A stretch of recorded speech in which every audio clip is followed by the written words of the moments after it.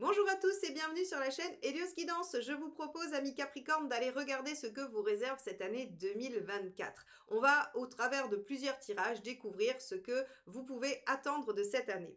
En ce qui concerne Hélios Guidance, la petite nouveauté pour cette année, c'est la guidance audio de la roue astrologique, soit sur les 12 mois à venir, soit sur le mois à venir. Vous aurez le choix. Je vous laisse aller regarder ça sur mon site, heliosguidance.com, et vous y découvrirez également toutes les autres possibilités d'avoir des réponses à vos questions ou de mieux vous connaître. Vous aurez également toute l'offre des formations que je propose en autonomie ou avec moi en visio ou en présentiel. N'hésitez pas donc à aller jeter un œil sur heliosguidance.com. En attendant, on va aller regarder ce que vous réserve donc 2024 pour vous les Capricornes. On va commencer par une coupe pour aller voir la tendance de l'année. Alors, Capricorne, année 2024, que vous réserve cette année? Hop, le soleil et la justice. Alors, avec ces deux cartes, on a de belles réussites, de belles récompenses. La justice récompense les efforts, elle tranche en votre faveur vers quelque chose qui vous amène une réussite. Vous pouvez vous aussi prendre des décisions qui amènent une réussite. Quoi qu'il en soit, le soleil amène une belle visibilité, de beaux moments, un beau partage normalement, puisqu'il y a quand même une notion de duo avec le soleil, hein, donc ça peut être un épanouissement relationnel, une magnifique rencontre, votre couple va aller très bien, ou vous pourriez avoir de belles relations amicales et familiales. Quoi qu'il en soit, on a un certain épanouissement, une certaine sensation de réussite, et avec la justice, on a aussi la sensation que les choses sont en ordre, que les choses sont plus ou moins, j'allais dire, bordées, réglées, organisées, et on peut effectivement prendre aussi des décisions. Bon, on va regarder avec le tirage général ce que ça nous évoque d'un peu plus concret. Allez, on va regarder ce qui va dominer l'année 2024 pour vous, les Capricornes.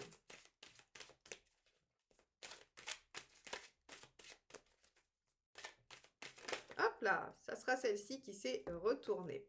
Le 5 de coupe. Alors, avec le 5 de coupe, ce qui va dominer, c'est la capacité à laisser quelque chose derrière vous. Le 5 de coupe, alors elle est sortie pour un autre signe aussi, plutôt dans ce qu'il va falloir laisser ou ce qui va être aidant, mais c'est vraiment, est-ce que je vais avoir le courage de quitter ce que j'ai mais qui ne me convient plus pour aller vers ce que je souhaite, vers ce que j'imagine mieux pour moi, mais dont je ne sais rien. Le 5 de coupe, c'est vraiment, vraiment ça, sa caractéristique, c'est-à-dire que l'année va être dominée par le questionnement sur ce que vous devez laisser derrière vous pour aller vers cette réussite. Regardez, on avait la justice, on pourrait imaginer qu'il y a une décision à prendre quand même malgré tout pour aller vers la réalisation et le bonheur. Ok, on va regarder justement ce que vous avez à laisser derrière vous.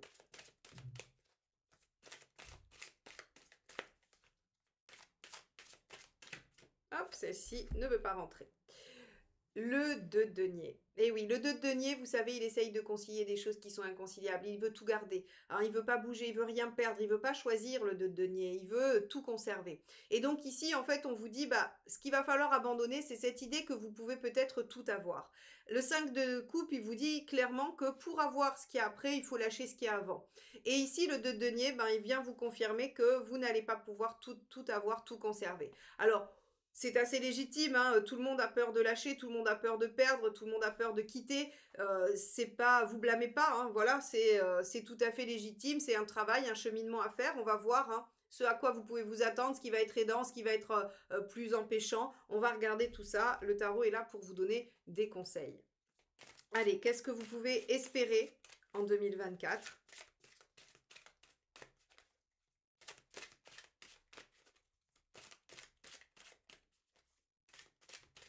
Hop, celle-ci me reste dans les mains. Waouh, rien que ça, le jugement, une renaissance, c'est tout. Oh, rien de bien épanouissant hein, sur cette année 2024, juste une renaissance. Tout va bien. Bon, les Capricornes, super. Le jugement, c'est vraiment une carte qui vous dit, ok, ce que vous pouvez espérer, c'est de faire un bilan de votre vie et de décider si oui ou non vous repartez vers une nouvelle page ou si vous restez dans les schémas anciens. Donc, en fait, si vous voulez... encore une fois, hein, le tarot vous laisse toujours votre libre arbitre, c'est-à-dire que c'est bien la carte de ce que vous pouvez espérer. Si vous suivez ce qu'il y a à faire, ce que vous avez à faire par rapport à votre bien-être, par rapport à ce que vous voulez réaliser, eh bien, il y a une renaissance sur 2024. Et pour ce faire, on voit très clairement qu'il va falloir vraiment se poser la question de ce qu'il y a à lâcher et qu'il va falloir arrêter d'essayer de tout contenir. Alors, le 2 de denier, ça peut aussi être le fait de vouloir... maintenir en fait si vous voulez des situations pour tout le monde, c'est-à-dire que vous n'êtes pas trop en désaccord par rapport à ce que vous voulez réaliser, mais peut-être que vous êtes obligé de prendre en compte les contingences d'autres personnes autour de vous. Et là, on vous dit, mais peut-être que vous n'allez pas pouvoir continuer à faire ça tout le temps. Peut-être qu'il va falloir à un moment donné lâcher quelque chose pour pouvoir vous aller vers votre réalisation et ce que vous voulez faire. En tout cas, belle promesse sur 2024. La renaissance, c'est pas rien quand même. C'est vraiment ressusciter à soi-même. Hein. Il y a quand même pire. Hein. Et en même temps, on avait vu ce beau soleil, donc on sait que c'est pour le meilleur. Allez, on va regarder justement ce qui va être empêchant pour les Capricornes sur 2024. Qu'est-ce qui est bloquant ou empêchant? Hop, celle-ci. Alors, ce qui est empêchant, c'est de ne pas suivre le rythme. C'est de ne pas saisir les opportunités qui se présentent à vous. C'est-à-dire qu'on peut facilement imaginer que l'univers va mettre à votre disposition des signes, des directions, des situations, des opportunités. Et ici, on vous dit, bah, si en fait vous ne saisissez pas les choses au vol, si vous ne réagissez pas rapidement quand les situations se présentent, eh bien, il se pourrait que bah, ça ne vous aide pas, hein, que ça n'accélère pas les choses et qu'on soit dans une forme de procrastination, dans une forme de quelque chose qui se ralentit, qui n'évolue pas. C'est tout simplement hein, le 5 de coupe. Le 5 de coupe et le 2 de denier qui en fait vous maintiennent à l'arrêt et vous empêchent de prendre le train en marche. Là, on vous dit, bah, c'est pas aidant. Voilà, vous ferez comme vous pourrez, hein, du mieux que vous pouvez. C'est souvent ce qu'on fait en général. Mais sachez que, voilà, si vous trouvez que il y a une occasion, puis une autre, puis encore une autre, et que vous les laissez passer, ben, vous n'accédez pas rapidement à votre épanouissement et vous n'allez pas vers ce soleil rapidement. Donc, il va falloir vraiment saisir les opportunités. On va regarder ce qui va aider. Alors, je vais juste revenir, on pourrait aussi avoir, mais je trouve que ça va pas trop avec ces deux-là, mais je vais le dire quand même parce que ça fait partie des significations de la roue en négatif. On pourrait aussi se précipiter et aller trop vite. C'est-à-dire qu'en fait, on est dans le négatif, on va être dans les deux extrêmes. Vous voyez? C'est-à-dire que soit en fait on procrastine à fond et on suit pas le rythme des choses, soit au contraire on veut aller trop vite et on est trop impatient et on agit sans réfléchir. On a vraiment ces deux extrêmes dans le négatif et donc je vous les soumets parce qu'il se peut que par moment, vous ayez peut-être aussi envie d'aller trop vite. Donc, soyez vigilants, en tout cas, à être dans le bon timing, la bonne temporalité des choses. Hein. Allez, on va aller voir ce qui aide. Hop là, celle-ci. Ah oui, bah oui, ce qui aide, ça va être de se débarrasser des angoisses, effectivement. Hein. 9 d'épée, il va falloir lâcher toutes les peurs et les peurs des autres. Alors, j'en reviens quand même à ce que je vous disais tout à l'heure. Peut-être que vous prenez en considération d'autres personnes dans vos agissements et c'est ça qui vous retarde et c'est ça que vous essayez de concilier. Eh bien, avec un 9 d'épée, en fait, on vous dit, si des personnes vous parlent de difficultés, de problématiques,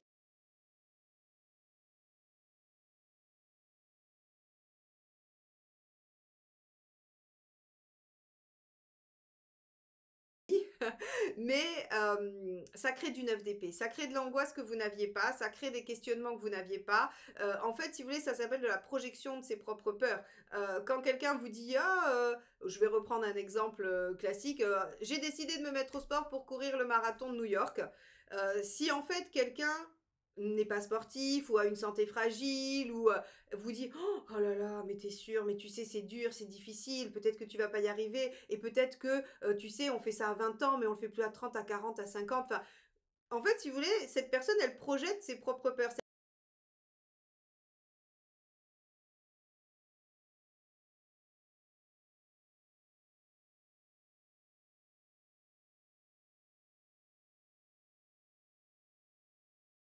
Quand quelqu'un vous projette des difficultés, des problématiques, c'est les siennes en fait.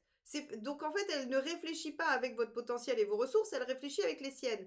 Donc c'est pour ça que le 9 d'épée, il est important en fait de le laisser de côté parce que ça ne vous appartient pas. C'est pas à vous ces peurs-là.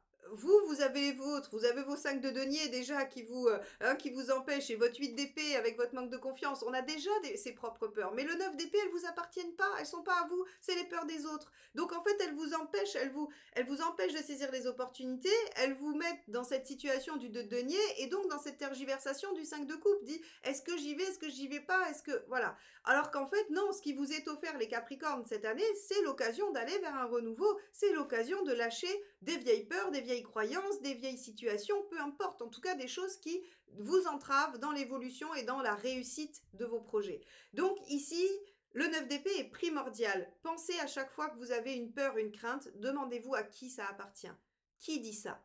Est-ce que c'est vous? Est-ce que c'est quelqu'un d'autre? Ça va être vraiment votre clé, j'ai l'impression, de désamorçage, pour pouvoir accéder à cette carte du jugement, ce renouveau que vous attendez probablement, ou en tout cas qui vous rendra dans une situation, enfin qui vous rendra heureux, j'allais dire, mais en tout cas qui vous amènera à une situation épanouissante.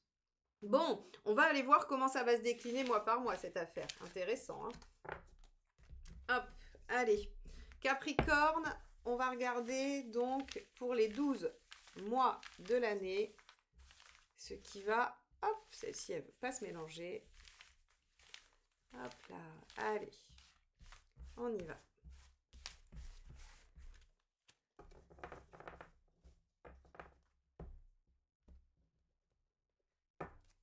Allez, on y va. Janvier, février, mars, avril, mai, juin, juillet, août, septembre, octobre, novembre et décembre. Allez, on va découvrir ensemble ce que vous réserve cette année.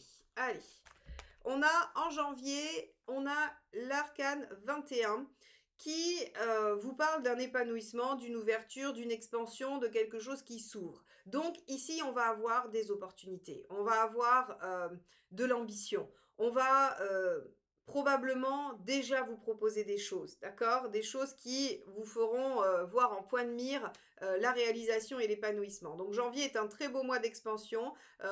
Si vous avez l'occasion de vous mettre en action et de ne pas rester assez passif, ce serait chouette. Parce que en fait, quand on a une carte comme celle-ci, il faut vraiment ouvrir son cercle, il faut ouvrir en fait toutes les vannes parce que il y a plein de choses qui peuvent se passer. Donc un mois riche en événements, un mois riche en potentialité, en réussite, en opportunités, tout simplement.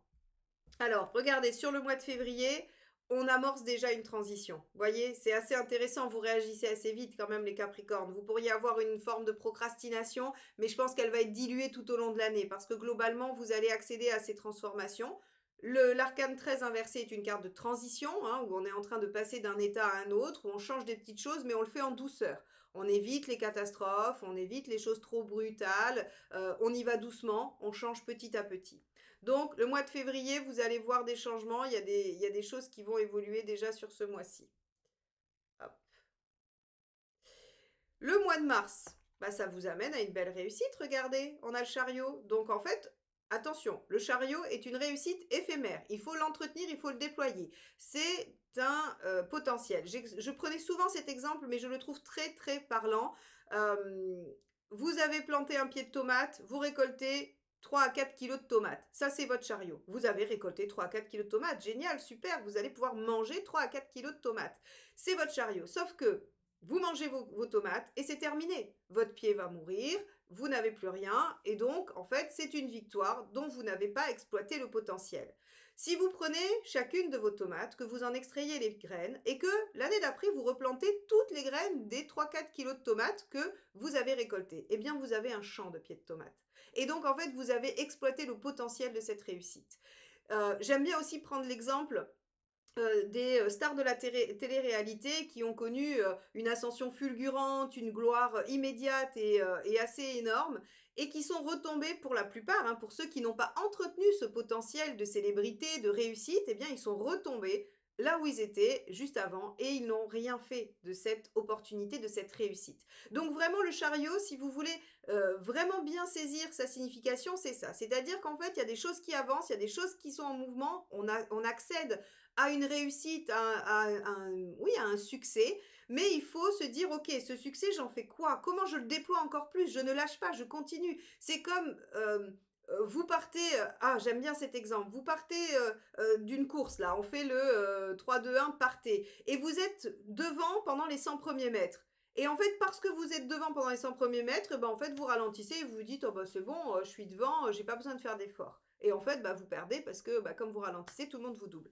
Donc vraiment, sur ce mois de mars, on vous dit, il y a des choses qui vont arriver positives, sûrement dues à vos changements, hein, aux opportunités et à ce que vous avez transformé, mais ne vous endormez pas sur vos lauriers, soyez réactifs par rapport à ce qu'il y a à déployer par rapport à cette réussite, hein. Mais en tout cas, c'est un mois positif, hein, qui vous apporte plein de choses. D'ailleurs, on voit que sur le mois d'avril, avec l'ermite, vous allez être sollicité et vous allez solliciter aussi les gens. Alors, euh, c'est une réussite professionnelle, personnelle, relationnelle. Là encore, hein, ça va toucher tous les domaines de vie pour tous les Capricornes. Ça ne va pas être précis dans un seul des domaines. Donc, on a de la sollicitation, le fait de communiquer, d'expérimenter, c'est-à-dire que vous avez changé des choses, vous avez fait une première étape de réussite et en fait, vous êtes dans l'expérimentation de ce potentiel finalement. Ça, c'est plutôt pas mal. C'est-à-dire que vous réagissez bien. Tout ce que je viens de vous expliquer juste avant, le temps que j'ai passé sur la carte du chariot, vous l'avez intégré en fait. Vous le comprenez et vous le mettez en œuvre dès le mois d'après. Alors, qu'est-ce que ça donne? Ça donne que sur le mois de mai, on a la justice inversée.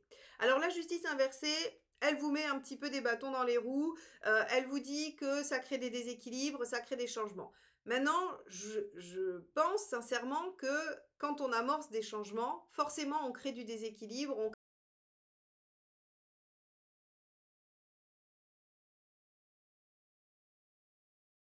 a aussi l'empereur inversé. Donc il y a une remise en question des choses et finalement, je pense que vous utilisez d'autres méthodes, vous innovez, vous faites vraiment différemment.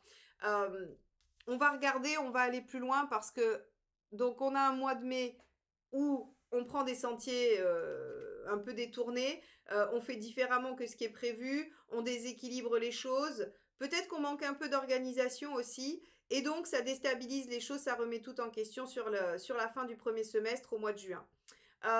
L'empereur inversé, il peut connaître quelques difficultés, il peut se retrouver en situation un peu délicate aussi, hein. Donc on va voir comment cette première expérimentation, j'ai envie de dire, hein, de l'ermite, elle n'est pas fructueuse au début. Elle n'est pas fructueuse et pendant 2 mois, vous allez voir que finalement, ça ne vous apporte pas les résultats escomptés. Alors, qu'est-ce que vous faites en juillet tout de suite? Vous stabilisez, vous essayez de limiter la casse. Alors, on évite les catastrophes, hein, maison Dieu inversée, la situation se résout, on stabilise, on reconcrétise, on n'est pas du tout dans une situation difficile, catastrophique. On peut se retrouver un peu embêté sur mai-juin, mais ce qu'on vous dit ici, c'est que rien ne s'écroule, d'accord? C'est juste que ce que vous mettez en œuvre ne fonctionne pas tel que vous l'avez imaginé. Et là, encore une fois, il ne faut pas utiliser le tarot de façon fataliste, c'est-à-dire que puisque vous regardez cette vidéo, puisque vous pouvez anticiper, hein, eh bien, essayez peut-être de réajuster plus rapidement. C'est à ça que sert le tarot, hein, ça me permet de faire cette parenthèse. Le tarot ne fige rien, il vous dit, voilà comment ça va se passer en l'état actuel des choses. Si ce qui va se passer vous convient très bien, on y va, on suit les énergies, il n'y a pas de problème. Par contre, si ça ne vous convient pas, on peut peut-être essayer de réagir en amont. On a toujours notre libre arbitre et notre pouvoir d'action pour essayer soit de limiter les énergies. Évidemment, vous aurez quelques difficultés sur mai-juin, mais elles peuvent être moindres si vous anticipez, que vous êtes alerte et que vous réagissez rapidement. Quoi qu'il en soit, pas d'inquiétude, vous n'allez pas vous retrouver dans une situation complètement catastrophique puisque la maison Dieu en juillet vous dit ok, on sécurise tout et on prend plus de risques. Août, regardez, août on a la roue. on a de nouvelles opportunités, on peut réenclencher de nouvelles choses, on peut redémarrer. Donc vous voyez bien, hein, c'est assez intéressant, ça se remet en mouvement évidemment, hein, il y a plein de choses positives. On voit bien que vous commencez l'année par des opportunités, des ouvertures, vous changez des choses. Vous avez une première réussite et de cette réussite, vous voulez déployer les choses. Alors vous vous mettez en action tout de suite, mais les premières actions que vous menez ne sont pas les bonnes. Alors hop, on fait un peu machine arrière, on restabilise tout et on reprend de nouvelles opportunités au mois d'août. Hein. Et ces nouvelles opportunités, elles permettent quoi au mois d'août? Eh bien, elles permettent au mois de septembre d'accéder à une renaissance, à un renouveau, à une nouvelle page de vie. Alors, le jugement aussi, il vous propose de reconsidérer les choses du passé. C'est-à-dire que vous allez faire un bilan, vous allez faire un point. Le deuxième de l'année. Hein, parce qu'on imagine bien que l'ermite inversé, avant de s'inverser, il est passé par son stade à l'endroit, c'est-à-dire la réflexion et le bilan. Ici, on vous dit, qu'est-ce que vous voulez garder? Qu'est-ce que vous voulez emmener dans le cycle d'après? Et qu'est-ce que vous voulez laisser derrière vous? Qu'est-ce que vous voulez enterrer définitivement? C'est intéressant parce que, vu qu'il y a une opportunité juste avant, il va falloir bien réfléchir à ce que vous voulez en faire. Puisque vous aurez eu l'expérience juste avant que parfois vous ne prenez pas toujours les bonnes décisions, que vous faites pas toujours, vous posez pas toujours les bonnes actions, comme tout le monde, hein, cela dit, rien d'extraordinaire, c'est pas spécifique au Capricorne. Eh bien, vous allez prendre plus de temps. Vous allez probablement essayer de, voilà, ok, il y a de nouvelles opportunités, mais je vais évaluer les choses, je vais faire un point, je vais faire un bilan, et du coup, hop, je me mets pas tout de suite en situation d'action. C'est-à-dire que dès le mois d'octobre, en fait, si vous voulez, vous ralentissez. Le battleur inversé, c'est je vais pas trop vite, je démarre lentement, c'est même un peu laborieux. Hein, on dirait que là, on pourrait vous dire, moi j'adore les expressions, mais vous devez peut-être en avoir marre que je vous en sorte plein tout le temps. Chat échaudé craint l'eau froide, quoi. C'est-à-dire que ici, vous vous dites, vu ce qui s'est passé en mai-juin, j'ai pas très envie d'aller me remettre dans une situation un peu difficile, et donc je vais prendre mon temps et je ne démarre pas sur les chapeaux de roue et je reste bien tranquille sur ma situation. Et d'ailleurs, regardez, en novembre, vous êtes dans quelque chose qui s'inscrit, hein, voilà, on est vraiment dans je prends pas de risque et je stabilise et j'ancre les choses.